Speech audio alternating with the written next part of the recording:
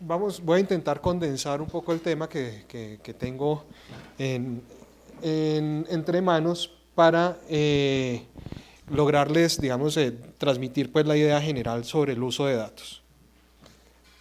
Bueno, antes voy a empezar con una serie de consejos que tomé de Alberto Salcedo, pero también de otros cronistas, para introducir este último gran tema, ¿no?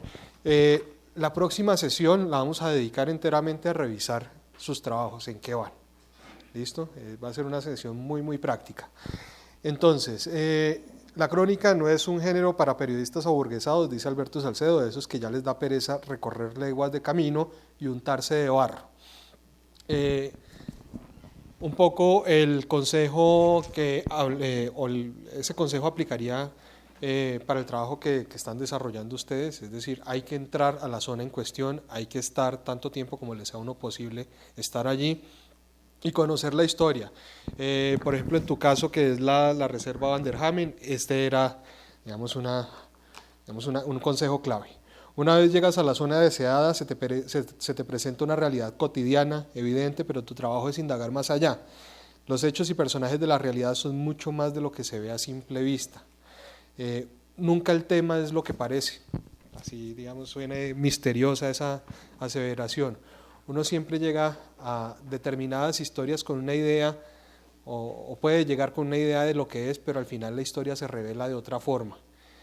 Uno tiene que indagar siempre más allá, siempre buscar, no que la historia diga lo que uno quiere que diga, sino que la historia se exprese en sí misma. La labor consiste en ponerse en los zapatos de las otras personas, de otros personajes, verlos de cerca hasta que quede expuesto e intentar comprender lo que es ajeno. Contar historias, decía Robert Louis Stevenson, es escribir sobre gente en acción, de modo que nuestra indagación trasciende las entrevistas. Acuérdense, vimos el movimiento, ¿no? La gente se mueve, hace cosas, la gente quiere algo, y más allá del movimiento es eso. ¿Cuáles son los deseos de cada persona? Ahí está la nuez dramática pues, de cada relato, ¿no? Yo siempre les cito lo que decía Vonnegut: todo personaje quiere algo, así sea un vaso de agua. Si no quiere nada, no hay conflicto, y si no hay conflicto, no hay historia. El periodismo o el periodismo narrativo en este caso consiste en entender el drama de un personaje, pero también de un lugar, ¿no? Que es lo que estamos haciendo énfasis con este último género, que es la crónica. Los datos presentados, y será nuestro tema, deben de ser de calidad y sirven para sostener las aseveraciones de la crónica. Un buen cronista sabe introducirlos en su texto sin dejar de narrar. En esto Alberto Salcedo hace mucho hincapié, ¿no?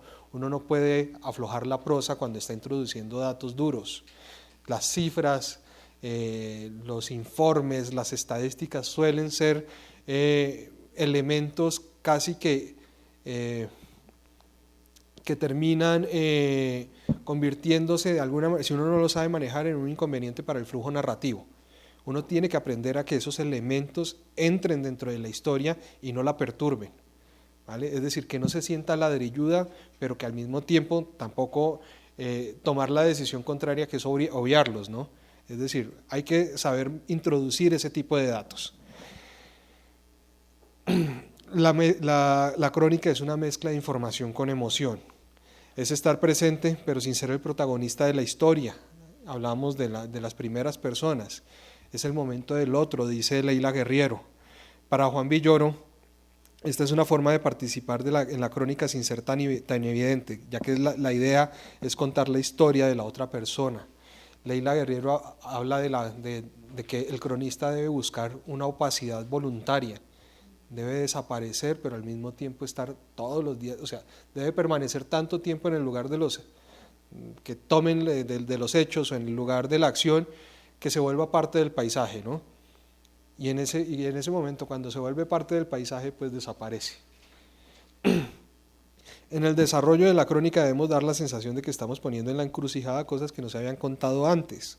Eso tiene mucho que ver con esa primera mirada, con esa segunda y tercera mirada, que es ir más allá. No importa tanto si la historia ya ha sido contada, sino qué de nuevo podemos revelar, y para ello es tan importante la investigación como la mirada del autor. Esto lo dice Martín Caparrós. La crónica es el género de no ficción donde la escritura pesa más. La crónica aprovecha la potencia del texto, la capacidad de hacer aquello que ninguna infografía, ningún cable podrían: armar un clima, crear un personaje, pensar una cuestión. 12. Así como uno intenta contar, para transmitir la información al lector, también hay una dimensión estética. Por eso es importante pensar en los puntos de vista y en las estructuras. Tan importante como saber sobre qué se escribe es saber desde dónde y cómo se escribe. Antes de empezar a teclear hay que tener claro qué se pretende con ese texto y cómo conseguirlo. En otras palabras, hay que tomar decisiones muy conscientes sobre el tiempo en que transcurrirá la historia. Lo hablábamos con el caso de Raúl. La persona desde la que se contará, primera o segunda o tercera persona, y cómo se dividirá el texto si es el caso. No se debe dejar nada al azar o así me salió. ¿Listo? Bien, hablemos de los datos. Voy a borrar esto, que no, al final no lo vamos a usar.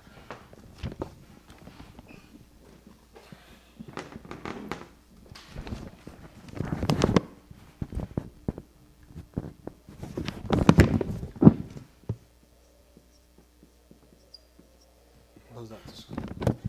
Acá es donde muchos empiezan a padecer. ¿Por qué? Porque se suele creer que la crónica solamente es un género donde tenemos que escribir de una manera florida y bonita y armónica, pero no tenemos que investigar. En la crónica la investigación cuenta tanto como la escritura, como la prosa. Si uno no investiga una crónica no tiene nada, tiene un anecdotario tal vez, no tiene siquiera un cuento. En ese sentido es importante que uno siempre esté consciente de qué tipo de datos va a utilizar, cómo va a respaldar la historia. Los datos tienen la funcionalidad de explicar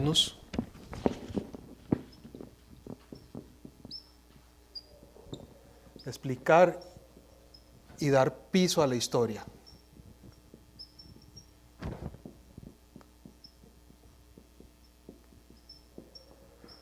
Como lo que contamos son cosas que han sucedido o que suceden, nosotros tenemos que contextualizar al lector, ¿no? Digamos, retomemos el ejemplo de la niñez en La Guajira. Resulta que la historia es sobre un niño que está en un hospital en La Guajira, ¿no? A causa de la desnutrición. Ese niño está ahí por unos antecedentes históricos, por unos antecedentes políticos, por una serie de circunstancias que, lo condujeron a estar allí. Ese niño encaja en un universo de niños de esa región que tienen ese problema, ¿no? Que sufren de desnutrición o no tienen acceso a los servicios básicos de salud, en fin. Todo eso, para entender por qué a ese niño le sucede lo que le sucede, tendríamos que hablar de números y de cifras, ¿no? ¿Sí me explico? Es decir, ese niño es uno de los 30.000 niños que en este momento sufren de desnutrición. En La Guajira, la tasa de desnutrición es 3 veces más la media nacional. Fíjense que estoy armando el universo donde encaja ese niño, ¿no? Le estoy dando al lector las herramientas para entender qué es lo que está sucediendo en esa historia, ¿vale? La historia del niño en sí mismo, si ignoráramos los datos, sería una anécdota. ¿Bien? Sí, sería otro tipo de, hay un niño que sufre de hambre y tal, pero no se explicaría, ¿no? No se le explicaría al lector lo que está sucediendo. Las cifras y los datos duros, según Martín Caparrós, son necesarios porque dan la impresión de cosas concretas dentro de la crónica. En muchas ocasiones es conveniente tener conocimiento de datos duros sobre el tema antes de ir al trabajo de campo porque pueden ser una guía. En otras puede no ser conveniente puesto que tientan prejuicios que pueden desviar el foco del cronista. Dime. Ya te los voy a explicar. Es lo siguiente que voy a explicar. Hay una no sé si propiamente una discusión. Hay cronistas que prefieren no saber mucho de la historia que van a reportear para no tener prejuicios a la hora de escribirla. Cosa que me parece un poco, digamos, bueno, no sé, yo no la hago, yo intento saber tanto como me sea posible de esa historia precisamente para saber qué buscar, ¿no? O para saber en dónde me voy a meter al menos. Los datos, este tipo de datos, ahora sí vamos a hablar de los datos duros y los datos blandos. Los datos en general provienen de tres tipos de fuentes.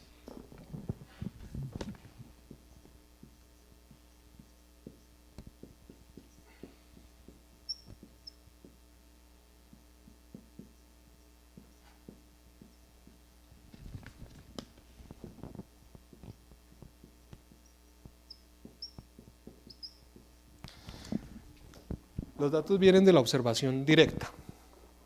Esa es una de las tres fuentes. Otra de las fuentes orales que vamos entrevistando y una última de las fuentes documentales.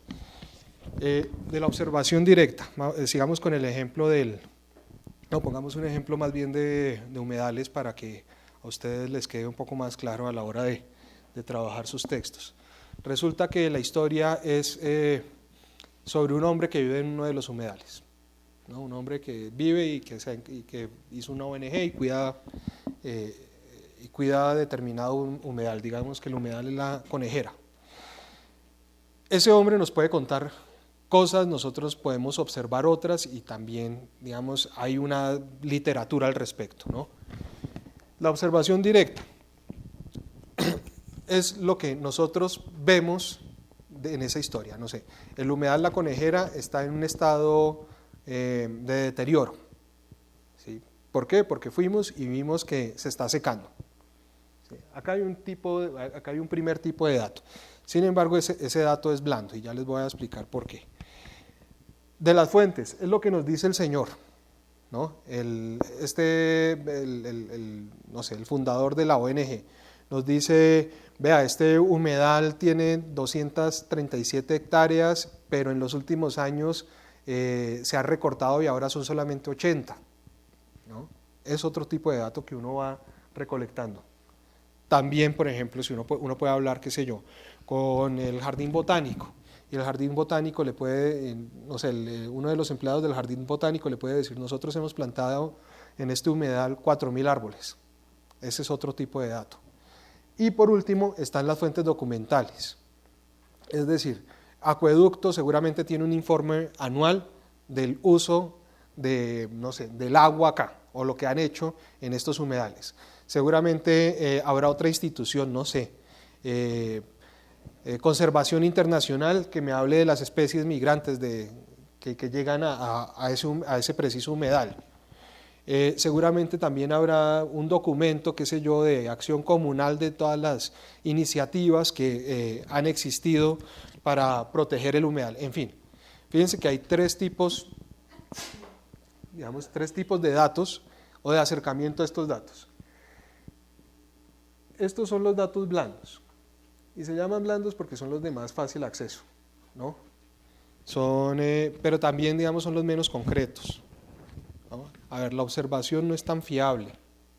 ¿Sí? Yo puedo ir al humedal de Córdoba o La Conejera, como les estaba diciendo, y puedo observar que, no sé, el nivel de las aguas es más bajo, ¿sí? Pero eso no tiene valor estadístico. ¿Sí? Esa observación no tiene fundamento, puede ser por el verano, puede ser en fin. ¿Sí? Puedo ver que hay basura, ¿sí? Pero no sé si esa basura es realmente preocupante o está dentro del promedio de los humedales. Me sirve para escribir, para armar escenas, para contar, para establecer ciertas atmósferas, para decir que huele feo. ¿Sí? No sé si el olor feo que huele a putrefacción, qué sé yo, quiera decir que el humedal esté en un estado de salud lamentable, puede que no sé, son lugares pantanosos y puede que ese olor sea natural en ellos, no sé. ¿Sí? Fíjense, sirven para ambientar, sirven para construir, sirven para armar escenas, pero todavía ahí no está, digamos, no hay la concreción ni son tan verificables como estos, que son a los que vamos a llegar. Este es los dos. Los datos que vienen de las fuentes pueden ser datos tan duros como blandos, es decir, las fuentes también tienen impresiones.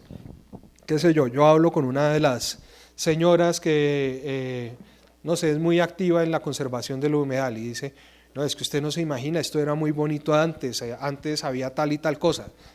Todo lo que ella me dice, o lo tomo, digamos, con el cuidado necesario, o lo corroboro después, digamos, con fuentes documentales, ¿no?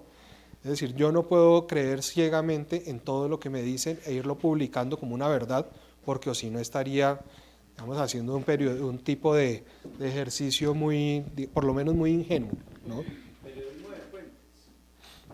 Sí, pero hay fuentes, o sea, no porque sean, no porque sean fuentes orales necesariamente están equivocadas, pero siempre vale la pena contrastarlos, ¿no? Ahora, cuando uno usa fuentes, siempre debe lograr contrastes, debe lograr una pluralidad de fuentes. Es decir, si yo entrevisto a la señora que dice que la humedad, no sé, hay una determinada situación, quieren ponerle pasos duros al humedal, que ese era uno de los debates, ¿no? Y entrevisto a una señora que se opone acérrimamente porque la señora dice que en el momento en que le metan bicicletas a ese asunto y la gente empieza a transitar por ahí, se acaba el humedal porque, qué sé yo, se perturba la tranquilidad de los animales que habitan en él o de las especies que habitan en él. Yo tengo que entrevistar al otro lado, ¿no? ¿Sí? ¿Para qué? Para lograr cierto equilibrio. Alguien que, no sé, que la idea no le moleste y que la promueva, por el contrario. ¿Ustedes se acuerdan del ejercicio del gigante? Que hay, digamos, un ejercicio mucho más sutil, la lectura del gigante. Leila Guerriero no se queda solamente con el gigante, a pesar de que la historia es sobre él. ¿Sí? La voz del gigante no es la única que aparece ahí, ¿cierto? Aparecen otras. Aparece el primo, aparece, no sé, los habitantes del pueblo, y aparece una amiga de él, que lo contradice y le dice... Leila en algún momento de la crónica le dice al gigante, ¿y a ti nunca te avergonzó ser tan grande? Y él le dice, no, que va, a mí qué me iba a avergonzar ser tan grande. Y la amiga dice, eso es mentira, él siempre estuvo acomplejado por eso. La amiga no es que busquemos desmentir ni señalar de una manera pues fiscalizadora o qué sé yo a alguien, pero sí buscamos llegar a ciertas conclusiones verdaderas. La amiga lo contrasta esa opinión, ¿no? Y nosotros tenemos que buscar esos equilibrios en cuanto a fuentes. Y las documentales son todas las que vienen del mundo estadístico, cifras, estudios, que son mucho más verificables que las otras, ¿no? Es decir, volvamos al ejemplo del humedal. Ese humedal tiene unas dimensiones específicas que seguramente están documentadas, ¿no? Tantas hectáreas. Seguramente un biólogo de la universidad, qué sé yo, nacional, sabe cuántas especies vegetales habitan en ese humedal, o hay en ese humedal. Seguramente no sé, otro experto pues de la Universidad Javeriana dice que ese humedal es importante por tal y tal razón, ¿no? Y tiene un documento, tiene un paper publicado, ¿cierto? Y ese paper sacamos. Seguramente el distrito tiene planes para ese humedal, ¿sí? Y esos planes son, qué sé yo, poner esos pasos duros, están consignados en un documento. Todas esas son fuentes que nos ayudan a nutrir esa historia. ¿Qué es lo que hacía Raúl con su texto? Fuentes históricas, a la lata, fiables, que si uno quiere comprobar si son verídicas o no, puede ir y simplemente encontrar, pues confirmar lo que está diciendo el cronista. Los datos blandos son los que vienen de la observación y de las fuentes directas, les decía, son los más fáciles de convertir en prosa, porque son la base narrativa de la historia. Es lo que vemos, oímos y percibimos, el color de la vegetación, el estado de las casas, la apariencia de los personajes, las cosas que dicen sobre su vida. En cambio los duros vendrían a ser como el hueso que sostiene la estructura de la historia, ¿no? El sistema estructural de la historia. Son los que fortalecen y le dan al lector un entendimiento claro de lo que sucede y cómo esa situación particular se enmarca dentro de un contexto más grande. Pero también son los que más trabajo dan a la hora de convertirlos en parte del flujo narrativo, ¿no? Tengo acá el 52% de las especies animales están amenazadas, pero resulta que estoy proponiendo la historia en unos términos muy descriptivos, no sé, un ave alza el vuelo y no sé qué, y y armo una escena y después tengo este fragmento que lo necesito para sostener la amenaza que se cierne sobre el humedal, pero que metido a la brava va a sonar extraño, ¿no?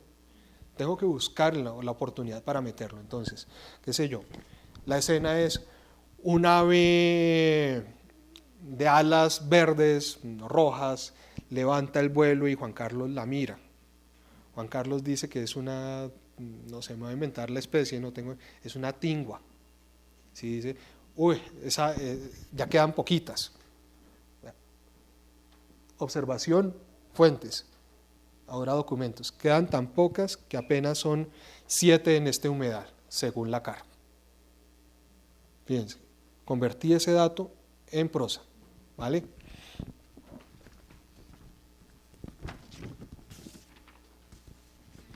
No hay que tenerle miedo a meter datos duros, no hay que lamentarlo. Esto lo dice Alberto Salcedo. Finalmente somos periodistas y la crónica necesita información que sustente la narración.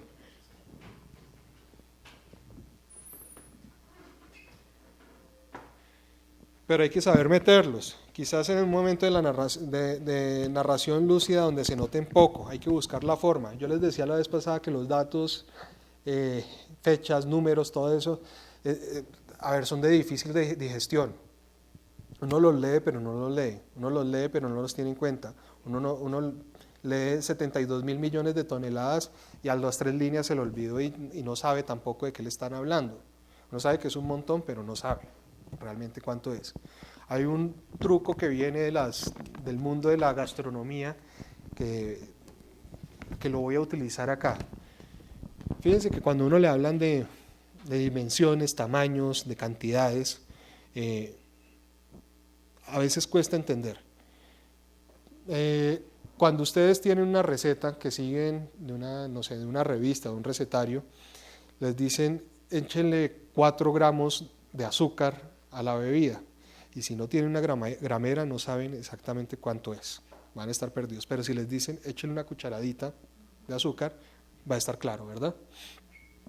Los datos hay que convertirlos cuando se puedan convertirlos. Por ejemplo, en el mundo existen, creo que son 170.000 toneladas de oro, ¿no? El dato es más o menos fiable. Bueno, tal vez me estoy equivocando en algún número. ¿Cómo? No. Son 170.000 toneladas. Toneladas. Es una vaina inmensamente grave porque siempre tienen en cuenta son los gramos. ¿Cuánto es? Sí, en el mundo, todo. O sea, lo que se ha extraído y lo que no se ha extraído suman. ¿Lo tienes ahí? ¿El dato exacto?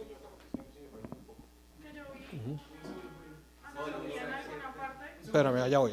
Dame 2 segundos. Bueno, todo el oro en el mundo que ha salido de una montaña son 165.000 toneladas. ¿Eso es harto? ¿Eso es poco? Hartísimo. Un montón. ¿No? ¿Cuánto es? No tengo ni idea. Son 2 piscinas olímpicas. 2 piscinas olímpicas. Es muy poco.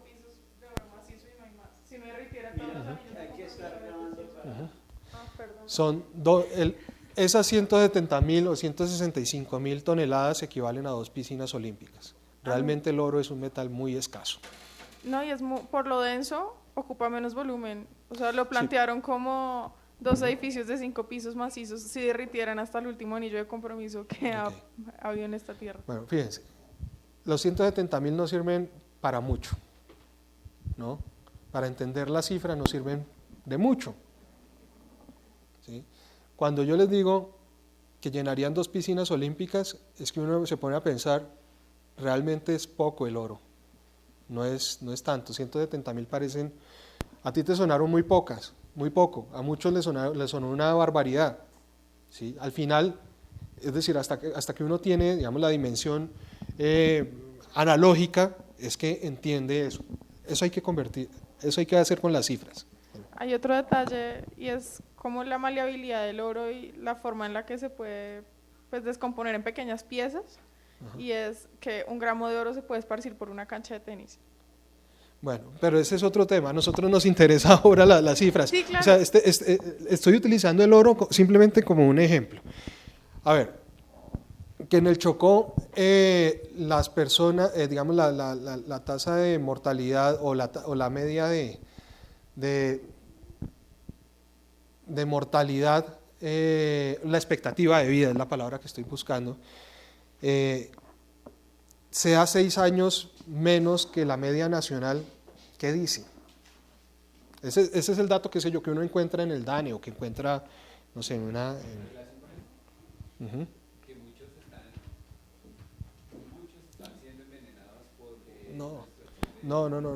No, yo me estoy refiriendo a la decodificación de las cifras, es decir, ustedes entienden si les dice, si yo les digo, copio una cifra textual, la media, la expectativa de vida en el Chocó es de 6 años, es 6 años menor a la media nacional. ¿Se mueren más rápido? Pues se mueren más rápido, pero no sabemos si se mueren ancianos o no, ¿sí? Tendríamos que conocer la media nacional para saberlo. Es decir, en el Chocó la gente se muere a los 72 años, en el resto del país se muere a los 78. Ahí empezamos a entender, eso es decodificar una cifra. Cuando decimos, qué sé yo,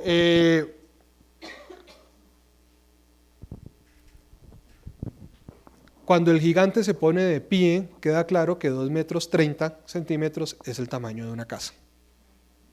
Le estamos dando una dimensión en imagen al lector para que pueda entender el tamaño del gigante.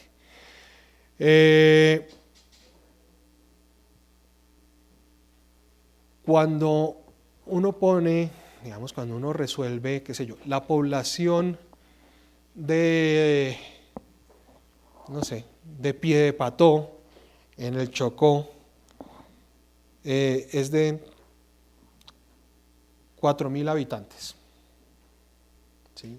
Bueno, esa cifra es manejable, pero si además uno, digamos, la quisiera sobreexplicar y decir que 4.000 personas es menos que la población de un conjunto residencial, vuelve más pequeño aún esa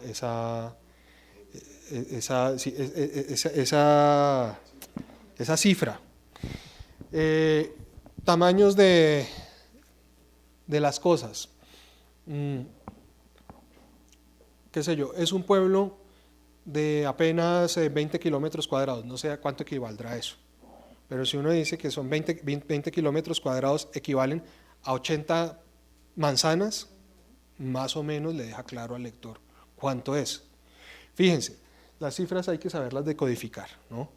Hay que el lector tenga la menor cantidad de problemas posibles a la hora de entenderlas. También hay que agruparlas.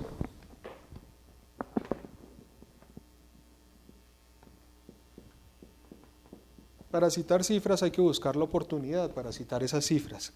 Las cifras siempre deben de respaldar una idea, no deben de aparecer por ahí silvestres en el texto.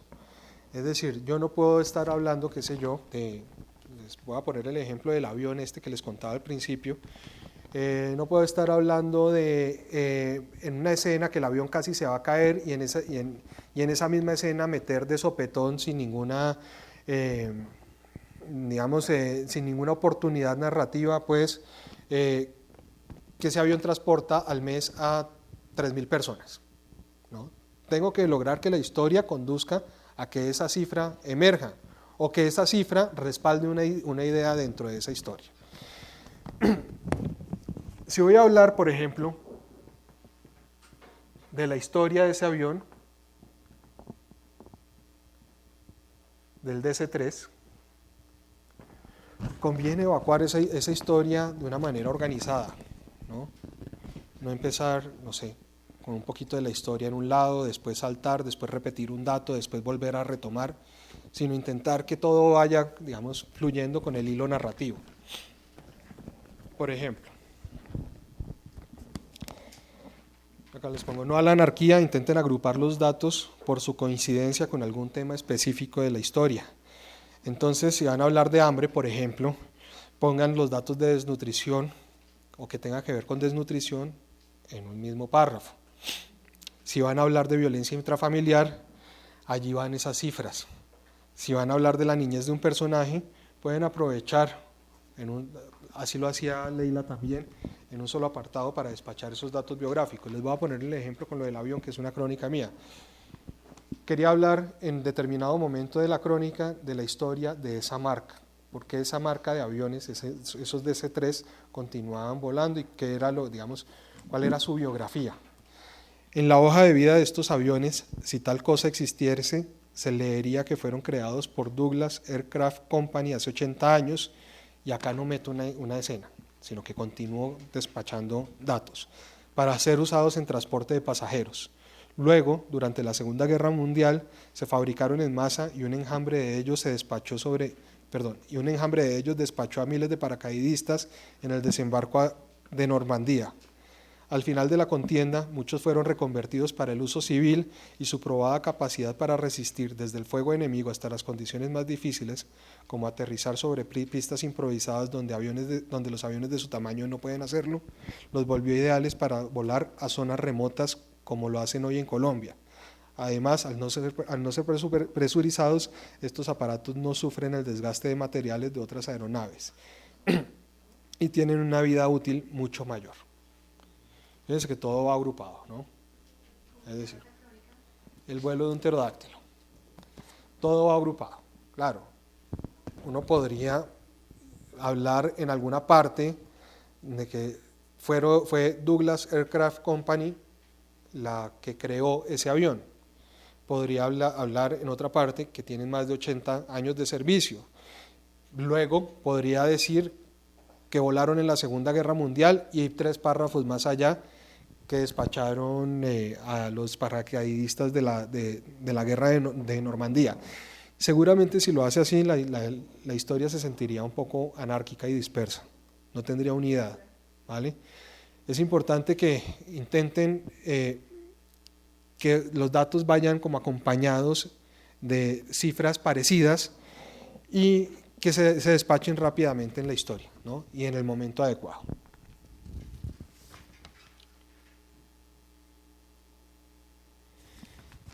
La vez pasada yo les decía, y se me quedó también en el tintero, que en el momento de decodificar las cifras, también es importante dar un contexto, ¿no? Y hace unas sesiones yo les decía, por ejemplo, les ponía el ejemplo del lujo. El lujo no es el mismo para todos. El lujo, la pobreza, por ejemplo, no es la misma para alguien que vive en el Chocó que para alguien que vive en Bogotá. El lujo no solamente es grande. Estos son los datos que vienen de la observación. Un lugar no solamente es grande, sino que tiene sus dimensiones en metros, y mejor si esos metros se dibujan con un referente visual, que es lo que acabo de decir. No hay que dar nada por sentado, ¿no? Mark Zuckerberg es un millonario. Millonario no nos dice mucho. Ahí es conveniente decir cuántos millones tiene. Y si uno tiene la oportunidad de dibujar ese poderío económico tiene 5.000 millones de dólares, no sé, debe tener muchísimo más. De hecho, su poder es tanto que tiene 3 islas en el Caribe, tanto mejor, ¿no? 3 islas en el Caribe nos hablan más de su capacidad económica que simplemente citar la cifra. Se hacen las dos cosas al tiempo. Dentro de esos datos que vienen de fuentes documentales, que vienen de, digamos, esos datos que decimos datos duros, siempre hay la necesidad, digamos, de hacerlos funcionar dentro del texto. Lástima que esta vaina no escriba. No, el otro tampoco escribe. Que hay que hacerlos funcionar dentro del texto. Y dentro de esa búsqueda de hacerlos funcionar dentro del texto uno se tropieza con otra cosa que ya va más allá de la misma cifra, y es cuando uno cita, entonces puede terminar, muchas gracias, puede terminar convirtiendo el texto en una colección de citas de fuentes documentales, ¿no? Entonces, por ejemplo, hablemos de desaparecidos. En la Argentina hubo 3.000 desaparecidos, en Chile, a ver, estoy en Argentina, en Chile, estoy inventando las cifras, hubo 8.000, y en Colombia van 45.000. ¿Listo? Ojo, cada una de estas cifras puede venir de fuentes distintas, ¿no? Yo puedo decir, según la ONG argentina, buscamos a nuestros parientes, hubo 3.000 desaparecidos en ese país. En Chile hubo 8.000 según Amnistía Internacional, y en Colombia hubo 45.000 según la Fiscalía. Es demasiada cita, ¿no? Entorpece demasiado el relato. Dime. ¿Hay analogías que es útil compararlas con otras fuentes en analogía? O, pues bueno, no en analogía, sino, por ejemplo, un dato que a mí me llamó mucho la atención, que dice que en 20 años de conflicto armado es la misma cantidad de muertos, es decir, de acuerdo con las cifras del Centro de Memoria Histórica, que en año y medio de accidentes de tránsito.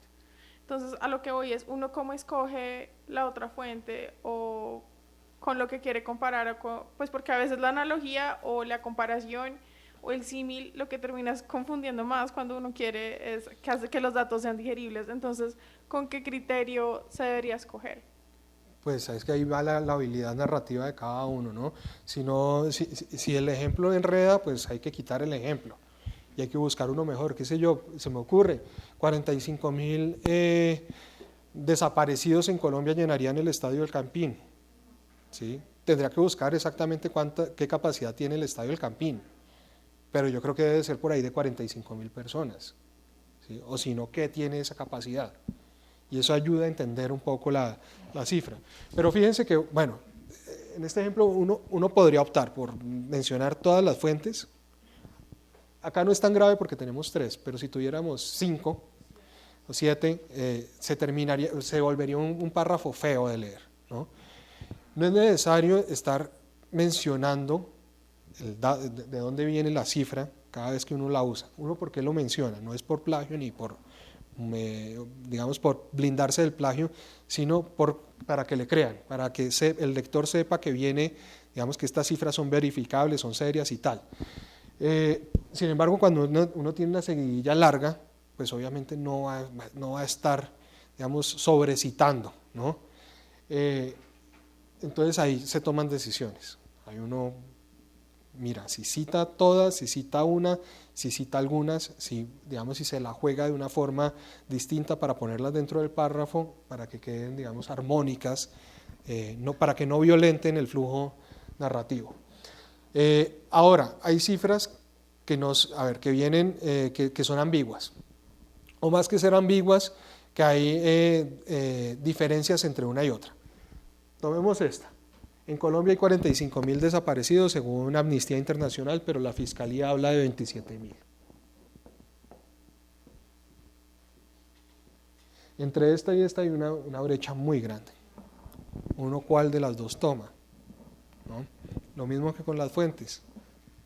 Si están las dos y la brecha es tan grande, vale la pena mencionar ambas, ¿no? Uh-huh. No, pero ¿por qué? Muchas veces la Fiscalía, por ser, digamos, parte del Estado, también baja el número, baja la cifra, porque exactamente. Pero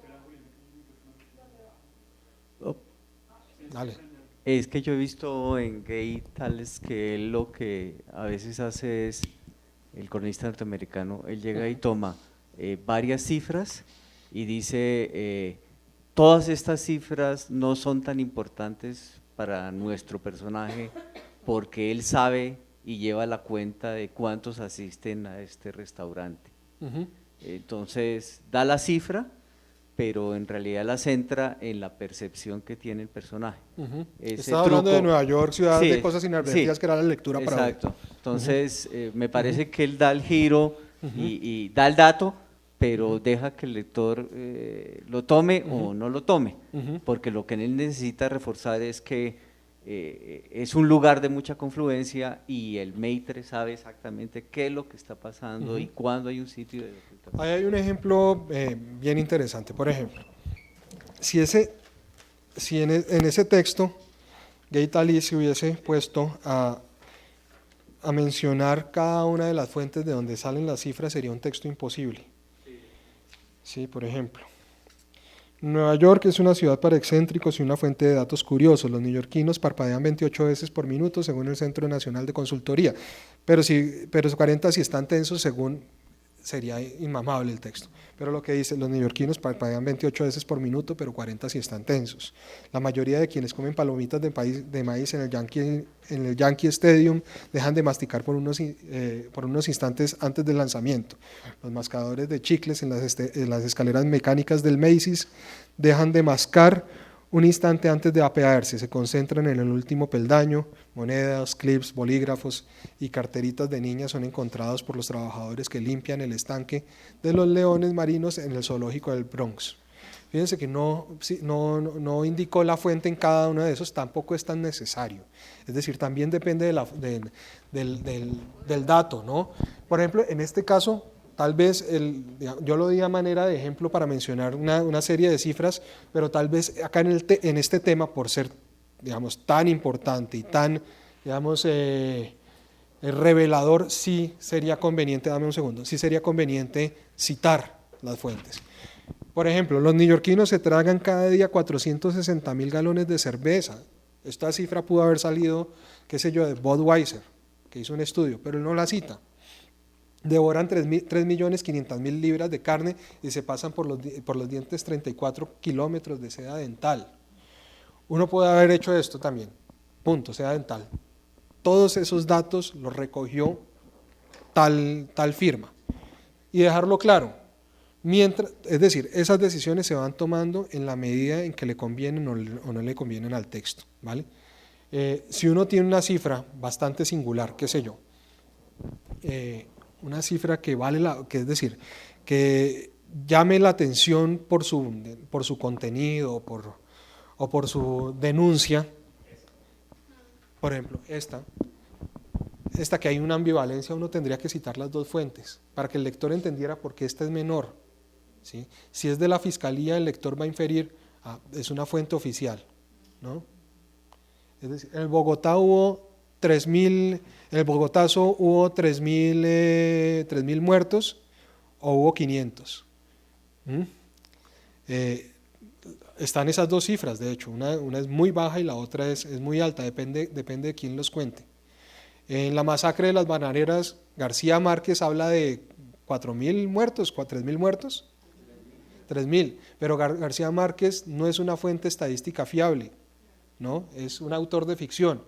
Entonces uno diría, lo dice García Márquez, pero realmente hubo 34. ¿Sí?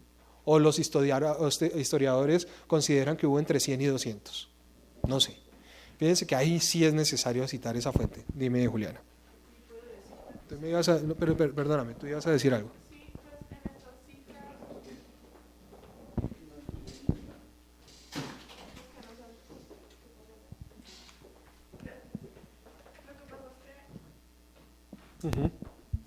Ya. En estas cifras creo que hay un detalle especial y es que son cifras que deberían estar claras para todos. Entonces, si uno pudiera llamar la atención especialmente en que son tan dispersas y que cada quien tiene una versión sobre algo que debería ser numérico y perfectamente contable, pues sería ideal. Pero no sabría cómo, es decir, cuando uno empieza a nombrar fuentes, porque hay que nombrarlas, es decir, que según la Fiscalía es uno, que según Centro de Memoria Histórica es otro, que según Fundación Unidas para la Paz es otro. Entonces, el punto, pues, el primer punto sería dejar muy claro que sobre esto sí deberían todos estar de acuerdo porque es un número. ¿Sí? No debería haber suposiciones, ni a mí me parece, o no sé, y si son tan distintas, pues peor. Pero a lo que voy es, uno cómo las encadena para que el párrafo no parezca un libro de derecho. Así como les estoy diciendo, entonces ustedes empiezan a hacer, o las agrupan, o buscan, qué sé yo, que esas cifras sean comprensibles, las meten en el lugar más oportuno del texto, qué sé yo, están hablando, no sé. ¿Recuerdan la crónica de los NNs? Pues es decir, esta señora llora frente a una tumba, ¿sí? Y le pide a esa tumba porque llora a su hijo que también desaparecieron, y su hijo es uno de los 3.000 que desaparecieron. Ahí metí la cifra, y ya no está sonando como un libro de derecho, como un libro estadístico, ¿sí? Sino que está en función de la historia, y era el momento para meterla, porque también está dimensionando cuántas personas desaparecen en ese lugar. ¿Ves? Una cosa, Sí. es que a mi entender, esas cifras son manipulables, porque al gobierno no le conviene que sean muy exactas. Claro. Eso es como, Entonces, como las cifras no sé, de los cultivos ilícitos. Entonces, si el Departamento de Estado de Estados Unidos dice una cosa, el gobierno colombiano dice otra, depende también de qué gobierno colombiano estemos hablando, es decir, Santos decía una cosa, ahora Duque dice otra, es decir, y las cifras también, al igual que las fuentes, que otro tipo de fuentes, también hay que contrastarlas. Si uno no puede poner todas sus fichas ciegamente sobre ese número, pues, sino que también tiene que buscar otras fuentes, a ver qué han dicho, ¿no? No puede quedarse con una sola versión y al final, digamos, eso tiene que reflejarlo el texto.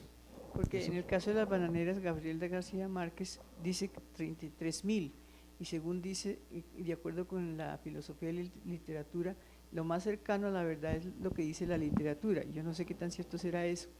El ejército puede decir, no fueron sino 30.000. Y el gobierno puede decir, no señores, fueron 300. Entonces pueden jugar con ese número. Sí.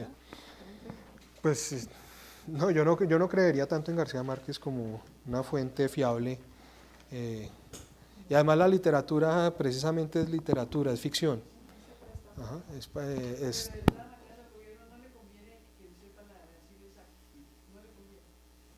sí, y tienen sus propias cifras, por eso uno tampoco puede ir negando una cifra que a uno no le parece, ¿no?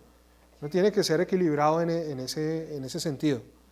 Tiene que, en este caso, por ejemplo, cuando hay una distancia tan grande, 45.000 en un lado y 27.000 en el otro, yo prefiero citarlas ambas y que sea el mismo lector el que concluya, ¿no?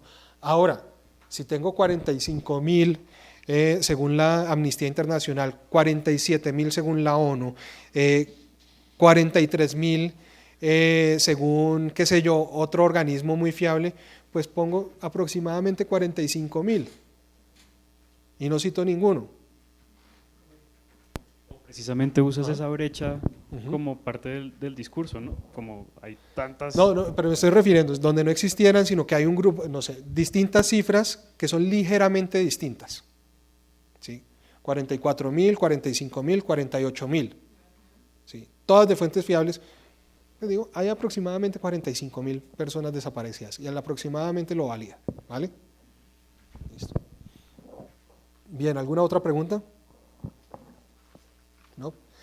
Bueno, queridos, muchísimas gracias. Qué pena haberles conejeado estos 20 minutos, pero pues nada, tengo que salir un poco volado. Muchísimas gracias. Hasta luego.